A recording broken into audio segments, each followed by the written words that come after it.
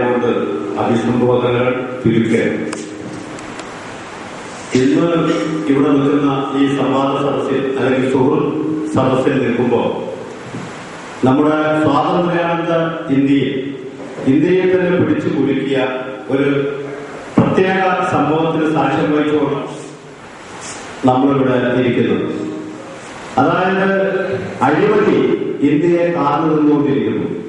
അഴിമതി ഇന്ത്യയെ കാർന്നു നിന്നുകൊണ്ടിരിക്കുന്നു എന്ന് പറയുമ്പോൾ 2G spectrum, yes bank, Commonwealth games, അതുപോലെ തന്നെ നിരവധിയായ അഴിമതികൾ.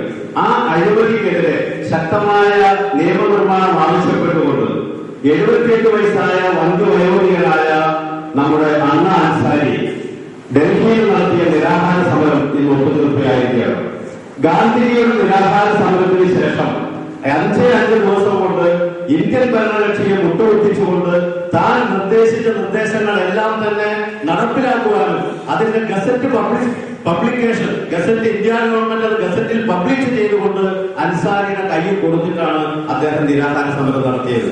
എന്ന് മാത്രമല്ല, അതിനകത്ത് പ്രത്യേകിച്ചുള്ള കാര്യം, കേന്ദ്രമന്ത്രിമാരെ മൻമോഹൻ സിംഗ് നിർദ്ദേശിച്ചിരുന്ന കേന്ദ്രമന്ത്രിമാരിൽ ശരത് പവാറിനെ ആ കമ്മിറ്റിയിൽ നിന്ന് പുറത്താക്കുവാൻ നമ്മുടെ കേരളത്തിൽ നിന്നുള്ള പ്രതിനിധിയായ AK ആന്റണിയെ കമ്മിറ്റിയിൽ നിന്ന് പുറത്താക്കുവാൻ കാരണം അദ്ദേഹം ഉദ്ദേശിച്ച അൻസാരി പറഞ്ഞത് അഴിമതിയുടെ നിഴലിൽ നിൽക്കുന്ന ആരും തന്നെ ഈ കമ്മിറ്റിയിൽ ഉണ്ടാകരുതെന്നാണ്.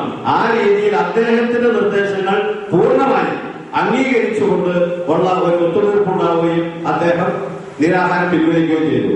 ഞാനത് സൂചിപ്പിക്കാനുണ്ടായ കാരണം അഴിമതി ഇത്രമാത്രം വളർന്നു വരുന്ന ഒരു സമൂഹത്തിൽ അതിനെതിരെ ശക്തമായ ആഴത്തിൽ ജനങ്ങൾ പ്രതികരിക്കാൻ തയ്യാറാവുന്നുണ്ട് എന്നുള്ളതിന്റെ തെളിവാണ് ഈ കഴിഞ്ഞ ദിവസങ്ങളിൽ നമ്മൾ ഡൽഹിയിൽ കണ്ടത്. അതിന്റെ ഒരു തുടർച്ച എന്ന നിലയിൽ നമ്മൾ വരുമ്പോൾ ഇന്നത്തെ ഹിന്ദു മതത്തിൽ പറഞ്ഞിട്ടുണ്ട്, കേരളത്തിൽ നിന്ന് 3 ലക്ഷത്തിലധികം ഓൺലൈൻ സന്ദേശങ്ങളാണ് അൻസാരിയുടെ സമരം ഒത്തുതീർപ്പാക്കണമെന്ന് പറഞ്ഞിട്ടുകൊണ്ട് കേന്ദ്ര സർക്കാരിന് ലഭിച്ചിട്ടുള്ളത്. മൻമോഹൻ സിംഗിനും ഉത്തരവാദിത്തപ്പെട്ട ആളുകൾക്കും ഈ കൊച്ചു കേരളത്തിൽ നിന്ന് 3 ലക്ഷത്തിലധികം സന്ദേശങ്ങൾ ലഭിച്ചിട്ടുണ്ടെന്നാണ് പറയുന്നത്. അപ്പൊ അതിന്റെ അർത്ഥം ഈ തെരഞ്ഞെടുപ്പിൽ അഴിമതി ഒരു മുഖ്യ വിഷയമാവുകയാണ്. ഈ അഴിമതി മുഖ്യ വിഷയമാകുമ്പോൾ സ്വാഭാവികമായിട്ടും കേരളക്കരയിൽ അഴിമതിക്കെതിരെ ശക്തമായി നിലകൊള്ളുവാനും നടപടി സ്വീകരിക്കുവാനും കഴിയുന്നത് ഇടതുപക്ഷ ജനാധിപത്യ മുന്നണിക്ക് മാത്രമാണെന്ന് നമുക്ക് ഓരോരുത്തർക്കും അനുഭവത്തിന്റെ അടിസ്ഥാനത്തിൽ അറിയാവുന്നതാണ്. ഉദാഹരണമായി, അഴിമതിക്കെതിരെ ശക്തമായ നടപടി സ്വീകരിക്കുന്ന, സംശുദ്ധമായ രാഷ്ട്രീയ പ്രവർത്തനം നടത്തുന്ന, അഴിമതിരഹിതമായ മന്ത്രിമാരെ വെച്ചൊരു ഭരണം നയിക്കുന്ന VS നേതൃത്വം നൽകുന്ന ഇടതുപക്ഷ ജനാധിപത്യ മുന്നണി ഉപവശത്തും മറുപുറത്ത് മൻമോഹൻ സിംഗ് മന്ത്രിസഭയിലെ അഴിമതിക്ക് തിഹാർ ജയിലിലായ രാജയും കേരളത്തിൽ UDF-നെ നയിക്കുന്ന R ബാലകൃഷ്ണപിള്ളയും കേരള കോൺഗ്രസിന്റെ സംസ്ഥാന ജനറൽ സെക്രട്ടറിയും പൂജപ്പുര സെൻട്രൽ ജയിലിലും, അതുപോലെ തന്നെ കുഞ്ഞാലിക്കുട്ടിയും അടൂർ പ്രകാശും. കുഞ്ഞാലിക്കുട്ടി എന്ന് പറയുന്നത് ആരോപണങ്ങൾ ഉന്നയിച്ചത് LDF അല്ല, അദ്ദേഹത്തിന്റെ ബന്ധു റൌഫ് ഉന്നയിച്ച ഹൈക്കോടതി ജഡ്ജിമാരെ സ്വാധീനിച്ചു, പെൺവാണിഭം, അതുപോലെയുള്ള പീഡന കേസിൽ ഇന്ന് വിചാരണ നേരിടുകയും ജയിലിലേക്ക് നീങ്ങിക്കൊണ്ടിരിക്കുകയും ചെയ്തിരിക്കുന്ന കുഞ്ഞാലിക്കുട്ടിയും സിവിൽ സപ്ലൈസ് മന്ത്രിയായിരിക്കെ അഴിമതി നടത്തിയ അടൂർ പ്രകാശും അതുപോലെയുള്ള ആളുകൾ TH മുസ്തഫയുടെ ആരോപണത്തിന്റെ ഭാഗമായി ഇന്ന് പ്രതിപക്ഷ നേതാവ് വരെ അഴിമതിയുടെ നിഴലിലാണോ എന്ന് സംശയം തോന്നുന്ന ഒരു രീതിയിലാണ്. ഈ രീതിയിൽ ഇത്തരം ആളുകൾ നേതൃത്വം നൽകുന്ന UDF-ഉം സംശുദ്ധമായ LDF-ഉം ഒരു രണാങ്കണത്തിൽ ഇറങ്ങുമ്പോൾ സ്വാഭാവികമായിട്ടും അൻസാരിക്ക് പിന്തുണയായവർക്കൊണ്ട് 3 ലക്ഷത്തിലധികം സന്ദേശങ്ങൾ ഡൽഹിയിലേക്ക് പ്രവഹിച്ചുവെങ്കിൽ തീർച്ചയായും ആ 3 ലക്ഷത്തിലധികം ആളുകളുടെ യുവാക്കളുടെ പിന്തുണ ഇടതുപക്ഷ ജനാധിപത്യ മുന്നണിക്ക് ആയിരിക്കുന്ന കാര്യത്തിൽ യാതൊരു തർക്കവുമില്ല. അതുപോലെ തന്നെ കഴിഞ്ഞ 5 വർഷക്കാലം ഭരിച്ചുകൊണ്ട് ആ ഭരണത്തിന്റെ ശേഷം ഇവിടെ നടത്തിയിട്ടുള്ള പല സർവേകളിലും ഒരു കാര്യം വളരെ വ്യക്തമായി പറയുന്നു, ജനങ്ങൾ ഇഷ്ടപ്പെടുന്ന ഭരണമാണ്, ഒരു ഭരണവിരുദ്ധ വികാരം കേരളത്തിൽ ഇല്ലെന്ന് വളരെ പറയുന്നു.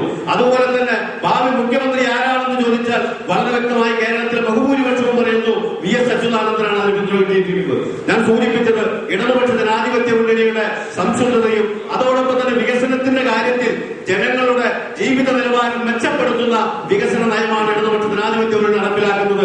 കേന്ദ്ര സർക്കാർ സമ്പന്നരുടെ താല്പര്യങ്ങൾ സംരക്ഷിക്കുമ്പോൾ, അഴിമതിയിൽ മുങ്ങിക്കുളിക്കുമ്പോൾ ഇവിടെ സാധാരണക്കാരന്റെ ജീവിത നിലവാരങ്ങൾ മെച്ചപ്പെടുത്തുന്ന രീതിയിൽ കഴിഞ്ഞ 5 വർഷക്കാലത്തെ ഭരണം നമ്മളെടുത്ത് പരിശോധിച്ചാൽ ഈ ഭരണത്തിന്റെ ആനുകൂല്യം ലഭിക്കാത്ത ഒരു കുടുംബം പോലും കേരളത്തിലില്ലെന്ന് വളരെ വ്യക്തമായി നമുക്ക് പറയുവാൻ കഴിയും. ഊർജ്ജ രംഗത്തായാലും വിദ്യാഭ്യാസ രംഗത്തായാലും ആരോഗ്യ രംഗത്തായാലും ക്ഷേമ പെൻഷനുകൾ പ്രകടനപത്രികയിൽ പറഞ്ഞ് 200 പറയുകയും 400 നൽകുകയും 1000 നൽകാമെന്ന് പറയുകയും ഉൾപ്പെടെയുള്ള ഏത് മേഖലയെടുത്താലും ഇടതുപക്ഷ ജനാധിപത്യ മുന്നണിയുടെ സാമീപ്യം ഇവിടുത്തെ സാധാരണക്കാരന്, ഇടത്തരക്കാരന്, തൊഴിലാളി തൊഴിലന്വേഷണത്തിന് വളരെ ക്രമാതീതമായ ഗുണങ്ങളിലേക്കും അവന്റെ സ്വന്തം ജീവിതത്തിൽ അവന്റെ സ്ഥിതി മെച്ചപ്പെടുത്തുന്നതിനും ഏറെ സഹായകമായിട്ടുണ്ടെന്ന് നമുക്ക് അനുഭവത്തിലൂടെ മനസ്സിലാക്കാവുന്നതാണ്.